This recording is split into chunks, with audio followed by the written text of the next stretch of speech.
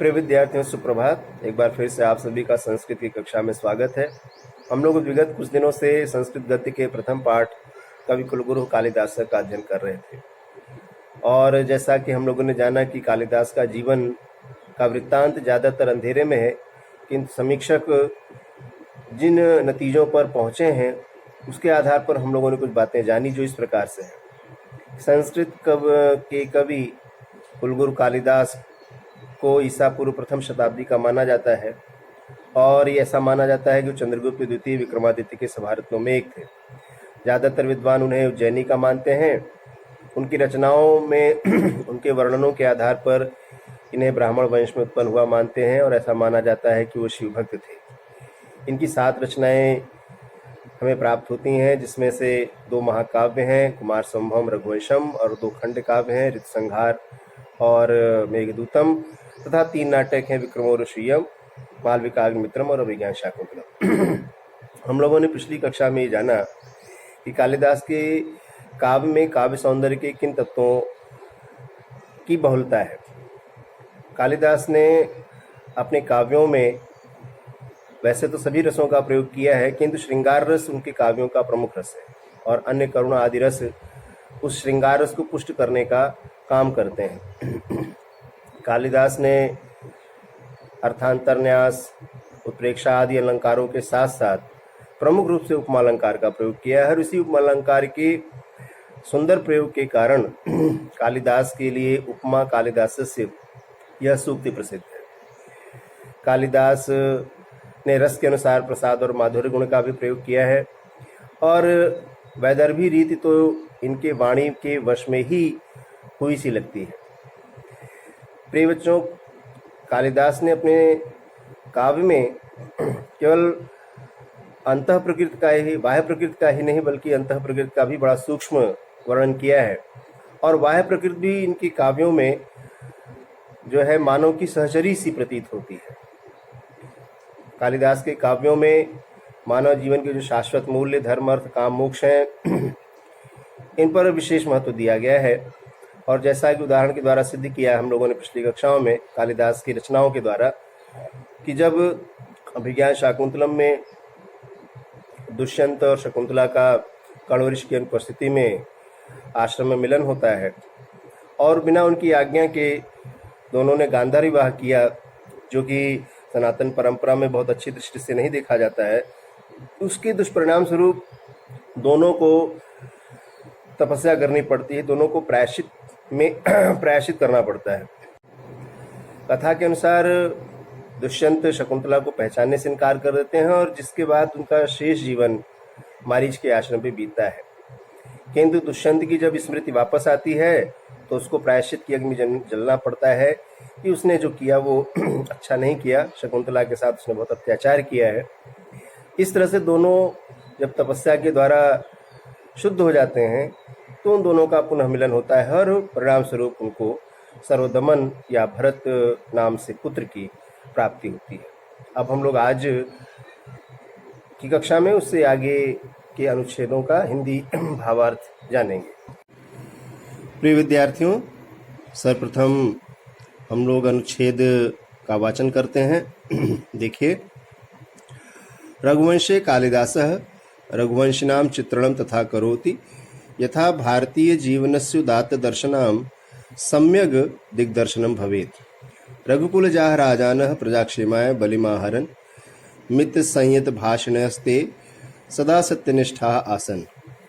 यशस्कामास्ते तदर्थं प्राणानपि त्यक्तुं सदैव उद्यता अभवन्। केवलं सन्तत्यर्थे ते गृहमेधिनो बभूवुः। शैशवे विद्यार्जनं यौवने रंजनं वार्धक्ये मुक्त्यर्थं मुनिवदाचरणं तेषां व्रतमासीत्। बालवृद्धवनितादीनां यदाचरणं कालिदास काव्ये निरूपितं तत्सर्वथा भारतीय संस्कृति गौरवानुरूपमेव। आहि भवतः सिन्धुवेलां यावत् विकीर्णाः भारत गौरवगाथाः कालिदासेन स्वकृतिषु उपनिबद्धाः। रघुवंशे मेघे कुमार संभवे च भारतदेशस्य विविध भूभागानां गिरिकाननादीनां यादृक् स्वाभाविकं मनोहारि च चित्रणं लभ्यते। स्वचक्षुषा अनवलोक्य तदसंभवमस्ति। तथाविधं तस्य देश प्रेम तस्य काव्योत्कर्षं समुद्रढयति। सन्तु तत्रानल्पाः संस्कृतकवयः, किन्तु कस्यापि कालिदासेन साम्यं नास्ति।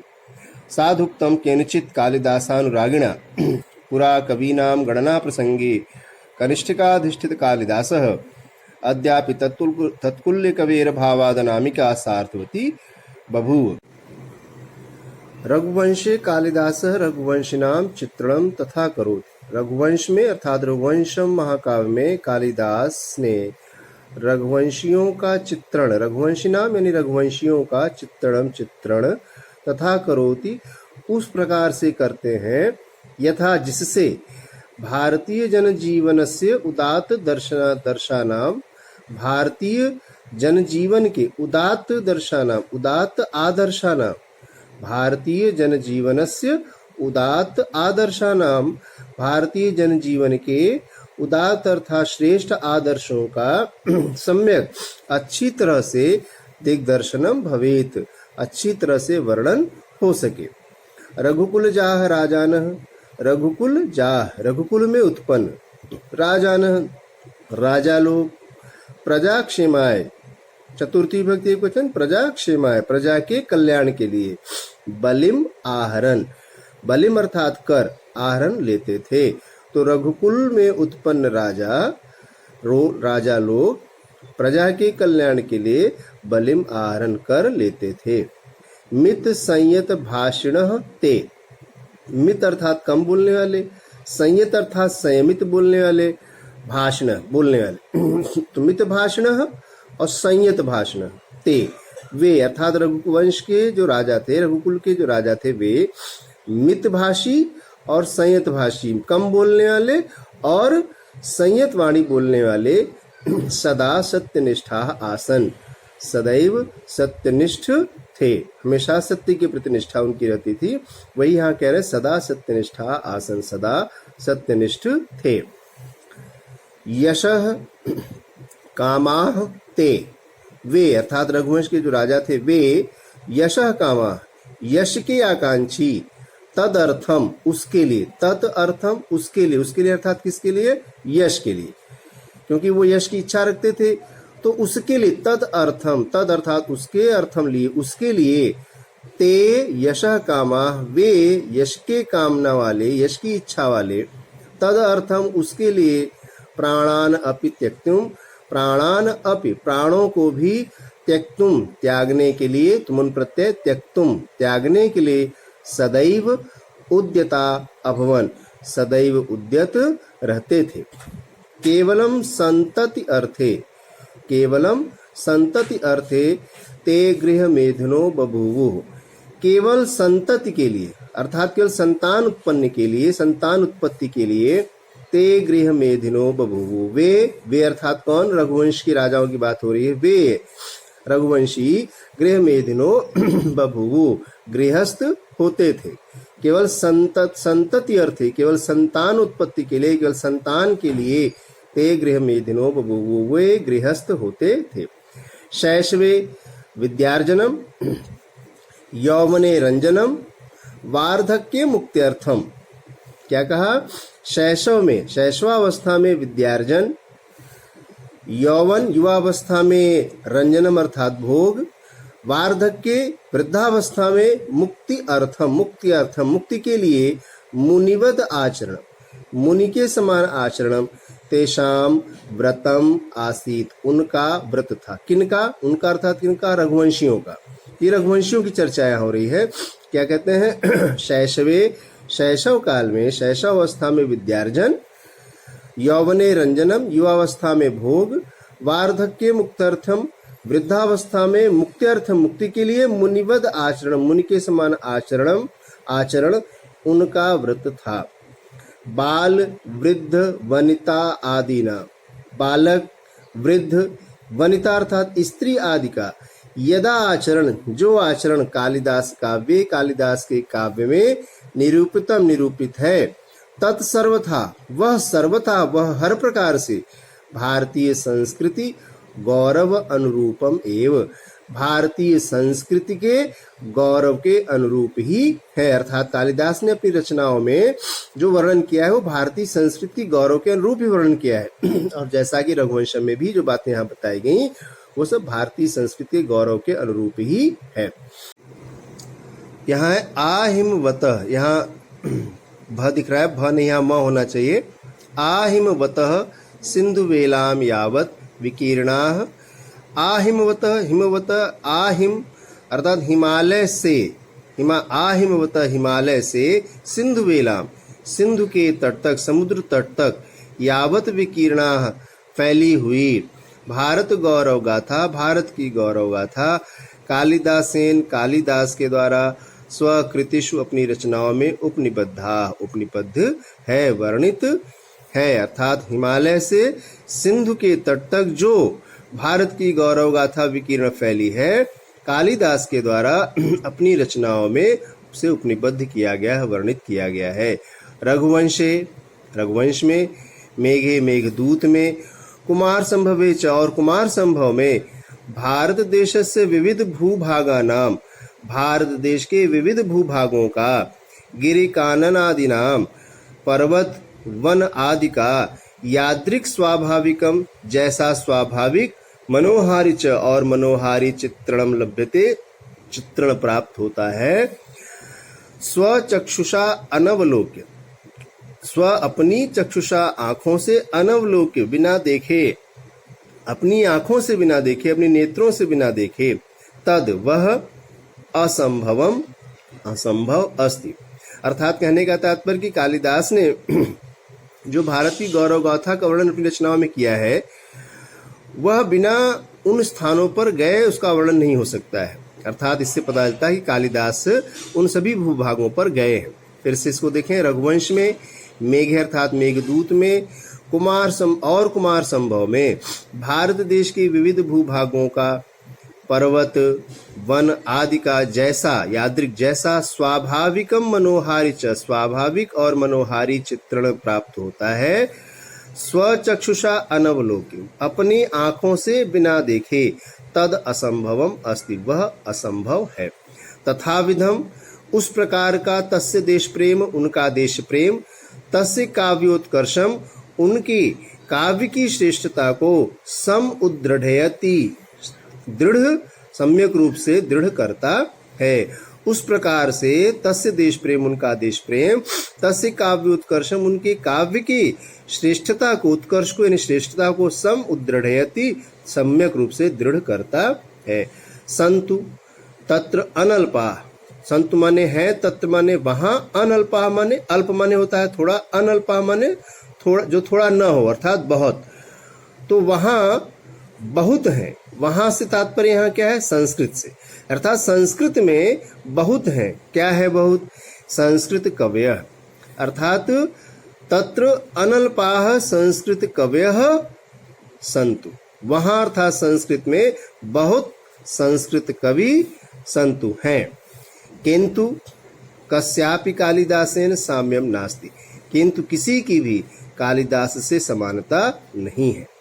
साधु उक्तम ठीक कहा गया है, केनचित किसी, कालिदास अनुरागिणा, कालिदास अनुरागिणा कालिदास के प्रेमी, केनचित अनुरागिणा माने प्रेमी, प्रेम करने वाले, उनसे अनुराग रखने वाले, कालिदास के अनुरागी किसी के द्वारा, साधु उक्तम ठीक ही कहा गया है। क्या कहा गया है कालिदास के किसी अनुरागी के द्वारा, कि पुरा कवि नाम गणना प्रसंगे, प्राचीन काल में कवियों की गणना के प्रसंग में, अर्थात जब कवियों का स्थान तय किया जाने लगा उस समय, तो उस समय की चर्चा हो रही है, वो बात हो रही है, बताई जा रही है कि प्राचीन काल में कवियों के गणना प्रसंग में कनिष्ठिका अधिष्ठित कालिदास, कालिदास को कनिष्ठिका पर अधिष्ठित किया गया।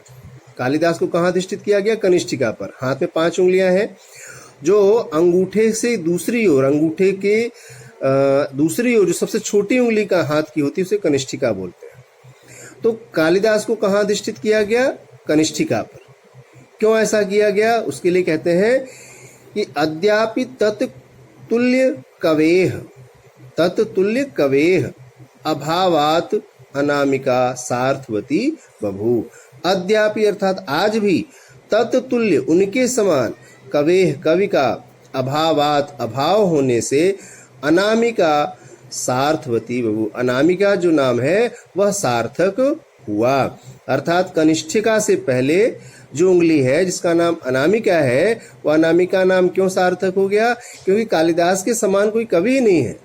जो हाथ की सबसे छोटी उंगली है अर्थात प्रथम उंगली, उस पर तो कालिदास को रखा गया, पर अंगूठे से चौथी जो उंगली है, अंगूठे के बाद जो चौथी उंगली है, उसका नाम अनामिका इसीलिए रखा गया मानो कालिदास के समान दूसरा कोई कवि नहीं है। इस तरह से अनामिका नाम सार्थक हुआ। तो यह पूरा कवि नाम गणना प्रसंगे कनिष्ठिकाधिष्ठित कालिदास अद्यापि तत्तुल्य कवेर भावाद अनामिका सार्थवती बहु। प्राचीन काल में कवियों की गणना प्रसंग में, कवियों की गणना के प्रसंग में कालिदास को कनिष्ठिका पर सबसे छोटी उंगली पर अधिष्ठित किया गया। अद्यापि आज भी तत्तुल्य कवि, उनके समान कवि का अभाव होने से जो कनिष्ठिका के बगल की उंगली है उसका नाम अनामिका सार्थक हुआ। इस तरह से प्रिय विद्यार्थियों, कालिदास का यह पाठ संपन्न होता है। अब हम लोग इस पाठ के अंत में आए हुए इनसे संबंधित कुछ अभ्यास के प्रश्नों पर नजर डालते हैं और उनके उत्तरों का जानने का प्रयास करते हैं। जैसा कि हर कक्षा में हमने कालिदास के जीवन के बारे में हर बार चर्चा की है, तो अगर आप उसको बार बार सुनते हैं तो कालिदास के पाठ का जो सारांश है वो आपको याद हो जाएगा। और जैसा कि मैंने बताया है कि प्रश्न पत्र में कभी कभी पाठ का सारांश भी पूछ लेता है, कभी कभी प्रश्नों के उत्तर भी पूछ लेता है। प्रश्न दे दिए जाते हैं और उनके उत्तर आपको बताने होते हैं। तो हम दोनों तरह से प्रश्नों की चर्चा करेंगे। प्रश्नों के उत्तर हिंदी में भी देने का प्रयास करेंगे और संस्कृत के प्रश्नों का उत्तर संस्कृत में भी देने का प्रयास करेंगे। देखिए प्रिय विद्यार्थियों, यहाँ पर प्रश्न पूछा है, महाकवि कालिदास रचित महाकाव्यों के नाम लिखिए। तो जैसा कि आप सभी जानते हैं, कालिदास के 2 महाकाव्य थे, रघुवंशम और कुमार संभवम। इसके बाद है, कालिदास को कवि कुलगुरु क्यों कहा जाता है? कालिदास को कवि कुलगुरु इसलिए कहा जाता है कि संस्कृत के सर्वश्रेष्ठ कवि थे और इनकी रचनाओं में भारतीय संस्कृति की गौरव का चित्रण हुआ है। भारत के जो मूलभूत आदर्श हैं, धर्म अर्थ काम मोक्ष, उनका भी ध्यान रखा गया है और उनकी रचनाओं में बाह्य प्रकृति और अंतर प्रकृति दोनों का बड़ा ही शानदार और मार्मिक वर्णन किया गया है, जैसा कि विश्व के किसी साहित्य में देखने को नहीं मिलता है। इसके बाद ये पूछा है, पूरा कवि नाम गणना प्रसंगे। इस श्लोक का अभी हम लोगों ने हिंदी अर्थ जाना, इसका भाव स्पष्ट करना है। कालिदास रचित विभिन्न ग्रंथों के नाम लिखें। तो आपको पता है कालिदास के 7 ग्रंथ हैं, 2 महाकाव्य हैं, 2 खंड काव्य हैं और 3 नाटक हैं। फिर प्रश्न है, महाकवि कालिदास रचित 3 नाटकों के नाम लिखिए। 3 नाटक मालविकाग्निमित्रम, विक्रमो ऋषियम और अभिज्ञान शाकुंतलम है। कालिदास का जीवन परिचय आप हमारी जो वीडियो यूट्यूब पर है उनको आप सुनेंगे तो ये कालिदास के इस पाठ से संबंधित जो 5 वीडियो हैं उनको बार बार सुनने पर आपको कालिदास का जीवन परिचय अच्छी तरह से हृदयंगम हो जाएगा। फिर पूछा है, रघुवंशम महाकाव्य किसकी रचना है? निश्चित रूप से कालिदास की रचना है और एक महाकाव्य है। रघुवंशम में किन राजाओं का वर्णन किया गया है? तो प्रिय विद्यार्थियों, रघुवंशम इक्ष्वाकु वंश के राजाओं का वर्णन है या रघुवंश के राजाओं का वर्णन है और इसमें दिलीप से लेकर के अग्निवर्ण नामक राजा जो है वहां तक वर्णन है। कवि गणना में कनिष्ठिका पर किस कवि को गिना गया है? तो कनिष्ठिका पर कालिदास को स्थापित किया गया है, कनिष्ठिका पर कालिदास को गिना जाता है। सुप्रसिद्ध संस्कृत कवियों में 5 के नाम लिखे। सुप्रसिद्ध संस्कृत कवियों में 5 नाम, सबसे पहले तो आप कालिदास ही लिख सकते हैं, फिर आदि कवि आपके वाल्मीकि हैं, वेदव्यास हैं, इस प्रकार से 3 ये कवि हो गए। और फिर बाणभट्ट और कादम्बरी के लेखक हैं बाणभट्ट और इसी प्रकार से एक काव्य है नलचंपू जिसके लेखक हैं त्रिविक्रम भट्ट। इस तरह से 5 कवि हो गए। कवि कुलगुरु कालिदास पाठ का सारांश, आप सारांश बार बार वीडियो सुनने पर सारांश जान जाएंगे। अभिज्ञान शाकुंतलम कथा के नायक नायिका का नाम, नायक दुष्यंत है, नायिका शकुंतला है। मेघदूत में कवि ने किसको दूत बनाकर भेजा? मेघदूत में कवि ने मेघ को दूत बनाकर भेजा था और कहाँ भेजा था? तो अलका, जहाँ पर यक्षिणी थी वहां पर यक्ष ने अलका नगरी के लिए मेघ को दूत बना करके यक्ष ने भेजा था। कालिदास के नाटकों का संक्षिप्त परिचय, पाठ में आपने संक्षिप्त परिचय प्राप्त कर लिया है। 2 महाकाव्य हैं, कुमार संभवम रघुवंशम। रघुवंशम 19 सर्गों का है, रघुकुल के राजाओं का वर्णन है। कुमार संभव में शंकर पार्वती के पुत्र स्वामी कार्तिकेय का वर्णन है। यह 18 सर्गों का है। कुछ लोग इसे 8 सर्गों तक का ही मानते हैं। कालिदास द्वारा लिखित 2 खंड काव्य है, मेघदूत और ऋतसंहार में 6 ऋतुओं का वर्णन है। मेघदूत में यक्ष और यक्षिणी के वियोग का वर्णन है। फिर 3 नाटक है। विक्रम ऋषियम, इसमें पुरुरवा और उर्वशी की प्रेम कथा का वर्णन है। मालविका अग्निमित्रम में मालविका और अग्निमित्र नायक है, उनका वर्णन है। और अभिज्ञान शाकुंतलम में दुष्यंत और शकुंतला के मिलन का, उनके विवाह का, फिर वियोग का और अंत में फिर मिलन का वर्णन किया गया है। मेघदूत में कवि ने किसका वर्णन किया है? तो मेघदूत में यक्ष यक्षिणी का वर्णन है और यक्ष ने मेघ को दूत बनाकर यक्षिणी के पास भेजा है। प्रश्नों के उत्तर संस्कृत में देना है। देखें, संस्कृत कवि नाम कह मुकुटमणि अस्ति, तो संस्कृत कवियों का मुकुटमणि कौन है? तो संस्कृत कवि नाम कालिदासः मुकुटमणि अस्ति। कालिदासः कस्य नरेश समकालिका आसीत्, कालिदास किस नरेश के समकालिक थे? तो चंद्रगुप्त विक्रमादित्य द्वितीय के समकालिक थे। तो कालिदासः चंद्रगुप्त द्वितीय विक्रमादित्यस्य समकालिकः आसीत्। अभिज्ञान शाकुंतलम कस्य कृतिः अस्ति? अभिज्ञान शाकुंतलम कालिदासः कृतिः अस्ति, कालिदासस्य कृतिः अस्ति। मालविकाग्निमित्रम नाटकस्य नायकः का आसीत्, मालविकाग्निमित्रम नाटकस्य नायकः अग्निमित्रः आसीत्। कुमार संभवे कस्य जन्म पूर्णितम, कुमार संभव में किसका जन्म का वर्णन है? तो कुमार संभव में स्वामी कार्तिकेयस्य जन्मोपवर्णितम। इस तरह से इन प्रश्नों के उत्तर हो गए।